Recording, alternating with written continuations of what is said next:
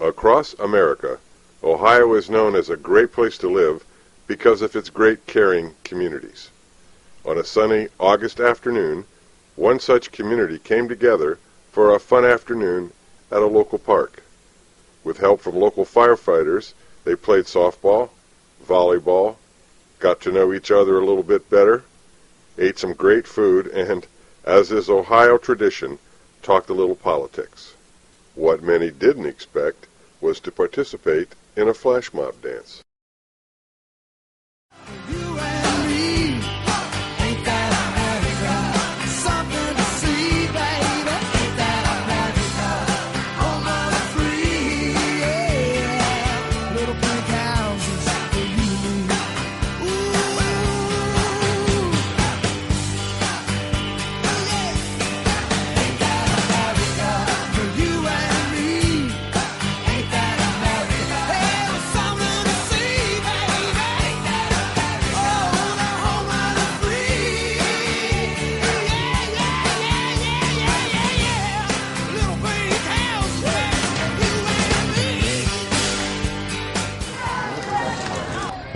It sure is a great day, great turnout. You know, I've been a firefighter for a long time, and besides the work that we do, probably some of the biggest pride I get is what we do when we're off with the community. You know, our organization, you know, we've raised a lot of money to help a lot of different charities. You know, been involved with this organization a long time. I'd say we raised well over $8 million for, you know, we got the burn unit at Metro we raised money for. We got that aluminum cans for burn children program where we help kids, give them a camp, give them a scholarship. You know, and then every Labor Day weekend we're filling the booth for muscular dystrophy. And you know, this year we're coming up to the 10th anniversary of September 11th, 9/11. You know, and I remember back then when we were out at the fire stations, people were driving up from the community. They're just driving up to the fire station saying, "What can we do to help?" They're just giving you money. And we went out to the streets with the boots again. And gave, you know, the community gave $1.75 million from this area to go to New York, just because it's all about community. It's all about that, and that's the best thing about being a firefighter is when you're working, you get to work in the community, and when you're off, you get to help the community. Yeah, you know, speaking of ACBC, burn camp's coming up real soon. You know, we got all our departments showing up to do that, cook dinner for the kids. You know, City of Strongsville's really engaged in that. You know, this, like I said, this Senate Bill 5 thing is just is going to crush the spirit of police and firemen. I don't know what else to say. You know, the only thing we can do is just hopefully inform people enough to get out and talk to their neighbors and hopefully encourage them that it's just not an attack on the firemen and policemen and teachers and government workers. You know, this is an attack on their community, and hopefully people realize that and do the right thing. I think once they understand that, I mean, we've seen it that the community does pull together. So I think once we make them understand that, then they'll all pull together, and we won't have this problem with Senate Bill 5. We'll be able to keep going within the community. We won't hurt the community like this one will. You know, it's kind of funny. Back in I'll never forget the conversation we had back in January. And one of the questions you asked was, you know, what's the underlying purpose of this Senate Bill 5? And who of us would have thought that, what is that now? Well, January, February, March, April, May, June, July, 7 months later, you know, that the governor's plan was to dissolve communities and destroy the foundation of Ohioans. And I don't know, Jim, I'm really worried about, I mean, you know me. I'm really worried about the future generations, our kids. Right, you know? right. Our ability take away jobs, and you know, they're going to kill it. Speaking of the kids, you know, what might be bad is if we don't feed them. Let's go feed the kids, okay? Sounds good. Let's do it. All right. Enjoy. You're kidding, right? You can't eat anymore. Who's sending all this food? Dad, I want to go play at Jen's bar. We'll be over there. Okay, be careful. Me too. Okay, be careful. And now from our Columbus Bureau, an update on a statewide referendum campaign. 2 months ago, citizens from across Ohio Can you turn the radio on? began to I want to campaign hear to this recall Senate Bill 5. In order to put the recall on the November ballot, the citizens needed to collect approximately 230,000 signatures. Well, they did that and much more. In the largest signature campaign in Ohio history, Petitions were turned in containing more than 1.3 million signatures, of which 915,000 were validated by the Secretary of State. More than enough to ensure that the recall referendum will be on the November ballot. The Senate Bill 5 referendum is now designated as Issue 2, and this week the Ohio Ballot Board ruled that a no vote on Issue 2 will overturn the Senate Bill 5 law. What's this referendum about? Why do you guys want to repeal SB 5? Dave, you're a firefighter and I know you've been working on this thing for a long time. Tell us what's wrong with this law. Why is SB 5 bad for Ohio?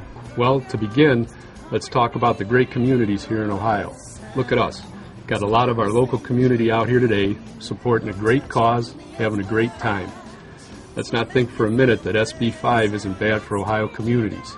It eats the core of a diverse community working together for everyone's benefit. How's that? SB 5 is bad for Ohio communities because it's bad for working class families. It's simple economics. SB 5 disturbs the economic welfare of the communities. SB 5 reduces the amount of money that will be spent locally, causing harm to local businesses and costing jobs. Bottom line, SB 5 shifts money from our local communities and keeps it in Columbus. Don't forget, our local economy is designed for us to spend money in our local communities. For every $60,000 that's spent in our local economy, there's a new job created. It's a no-brainer. SB 5 is a job crusher. SB 5 is bad for the local community and bad for our local economy. Wait a minute. Let's not forget the most detrimental thing about Senate Bill 5, its impact on community safety. Think about it. We are career firefighters that are prepared for all types of emergencies. We are the trained professionals that communities trust to provide their safety. Under Senate Bill 5, politicians will have no reason to listen to our concerns about community safety. I took this job many years ago to help keep our community safe, and now Senate Bill 5 is trying to stop me. Why are they trying to silence our voices? Okay, that's two big problems that I see with SB 5. First, it hurts the local economy by taking spending money away from working families and out of our local economy. And second, it jeopardizes our public safety. It leaves important decisions in the hands of untrained politicians. To me, that's a recipe for disaster. Hey, Joe, you've been awful quiet. It's not like you. What do you think about all this? I'm not sure you're going to want to hear what I have to say. Sure we do. Let's hear it. Everything I've heard here today already, I agree with. But there's a whole lot more to this Senate Bill 5 than meets the eye. There's a lot more that we need to let the community know. What else is there? Hey guys, this bill is a travesty.